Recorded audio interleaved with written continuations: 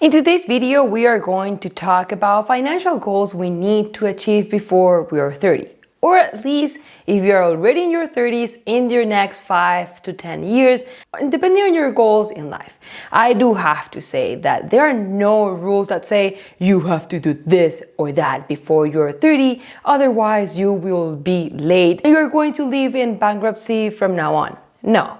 It is not like that, but we do need to come up with a plan so we don't end up like most Gen X, which has saved the same amount of money for retirement as millennials have already, despite being way older and some already retiring. Plus, they have got the most credit card debt of anyone, yet still spend more than anyone on non-essentials. But before starting with the goals in this list, I have to say that everyone has different goals in life, which is why these goals will be more general ones. Because the first thing anyone should do before talking about goals or before organizing your finances is to know basically why you are doing that. Why we need to understand what our goal in life is, or what you want to do in your future, where you want to be. Do you want to be traveling the world by your 40s? Do you want to own real estate, or do you want to just move to Spain and retire in your 40s, your 50s, or whenever you want to retire?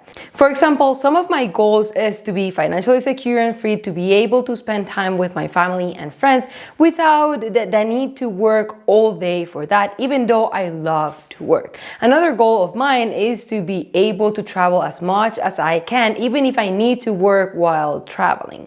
I do have to say that even though many talk about retiring early, retiring in your 30s and all that, I don't believe I will be able to stop working completely in my 30s, in my 40s or 50s, or basically never. I feel that way because that is what I have seen in my family and what I have learned and what I like. As for example, my dad is 68 years old and still works every single day, even though he doesn't need to do that, and it is mainly because he enjoys it. Which takes me to one of my other goals in life, which is to be able to work on something that I like, that I enjoy doing enough to never get bored about it or feel the need to stop doing it. But now that I have shared my life goals and told you that the first thing you need to do is to understand what your goal is in life, let's start with the list of financial goals we need to achieve before we turn 30. The first one in this list is to basically stay out of bad debt. Even though some people believe that all debt is bad debt, I believe that not all debt is bad debt, as there is a kind of debt that could help you increase your net worth or income as well in coming years. Bad debt could for sure ruin you. For example, a credit card debt is a really bad debt in my opinion. Interest rates are so high that you need to pay way more than the minimum payment to actually see an improvement. Same thing with auto loans, for example. Even though most of us need a car to transport, increasing your auto loan without the need by changing to a new car is a bad financial decision, because the moment you buy a new car and you take it home, it devalues. The car loses about 20 to 30% of their value during the first year after purchase, which is why you would be investing in a liability that is actually not making you any money, nor increasing your net worth.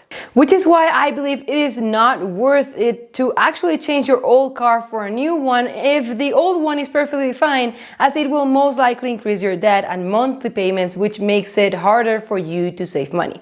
Now, on the other hand, a mortgage, for example, is a complete different story. Good debt is an investment that may boost your income or net worth in the future, and taking out a loan or mortgage to buy a house could give you the possibility to increase your net worth in the long term, as you will be paying off equity and the property will most likely appreciate in value in the coming years, and could also give you income in the short term if you decide to rent that property. Now, after you know what you want for your future and you have paid off all your bad debt, the next goal would be to invest in the stock market. If you haven't already, obviously, it is time to start studying and learning more about investing in the stock market.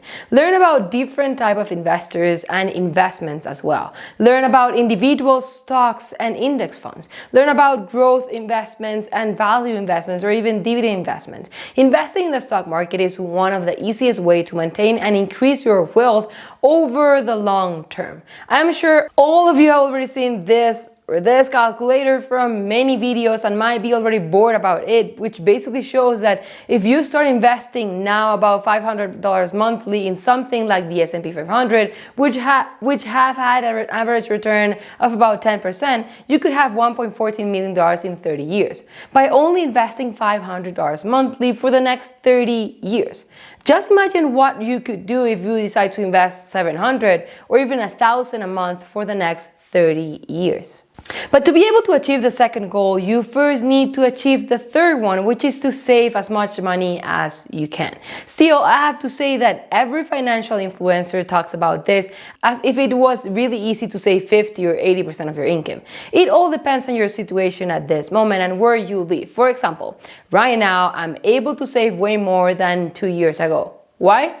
Simple. I had to move back from the US to my home country, Venezuela, back in 2020, and here I'm able to live with my parents, expenses are less, and even the life here is a little bit cheaper because I live with my parents. But 2 years ago, I was not in the same situation. I was living in another country, my expenses were higher, gas was higher, food was higher, and I used to pay for things that I don't need to pay for anymore since I moved back to my country. My personal financial situation is different than yours, but you need to readjust your goal accordingly. If you are able to save 60% of your income, but you know you spend so much money on unnecessary things, and because of that you're only able to save 30 or 40% of your income, then work towards your goal of saving more money and basically be strong by not buying unnecessary things or not dining out every single day, for example, even though we all like it. The first thing you should do is to create a budget and track all of your expenses on an Excel spreadsheet, just like many do. Take notes of your fixed cost to basically understand the amount of money you really need to spend, like your rent, your food, gas, internet, and more on a monthly basis, and then be able to know how much you can really save up. But as I have said many times in this channel, there is a limit on the amount of money that you're able to save up, which is why the next goal is to basically increase your income as you are at the limit and you cannot save more money. Do not stress out about not being able to save more money because of your fixed costs. Instead, focus on increasing your income. Create a different income stream. Ask for a raise, find another job or something like that. Obviously, this is easier said than done and no one talks about that, but that is why we need to work hard to achieve this goal. Because first of all, it is kind of risky to only have one stream of income. And I'm not here to tell you that you should have 7 streams of income or 10, like many have or many show here on YouTube or on the internet. What I want to say with this is that you should create another stream of income that could help you increase your financial security, let's put it that way, or basically to decrease uncertainties in life. Something like investing in real estate, a rental property, starting a side hustle, reselling things, something that does not require a lot of time and will not mess up with your main income stream, which is your job, but something that still could help you increase your monthly income.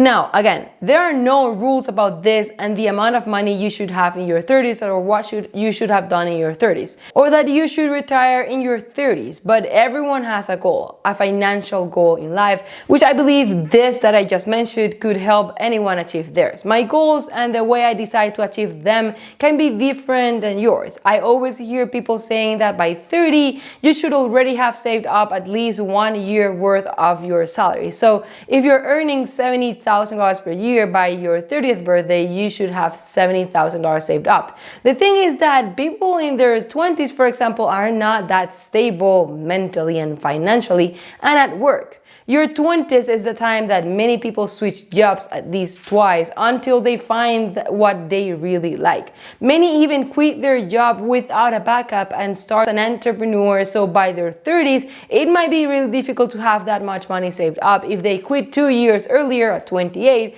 and invested everything that they had saved up on a business, for example. So in my opinion, you should not feel bad if you are not where others want you to be. You should feel proud if you are achieving what you want. Understand what you really want in life and work towards that. Don't underestimate a 9-to-5 job. Don't underestimate your capacity of achieving things, and don't underestimate how much your life can change for the better in the short term while you achieve your own goals. Which is why it is very important how to manage your money to be able to organize your finances. Thank you and see you next time.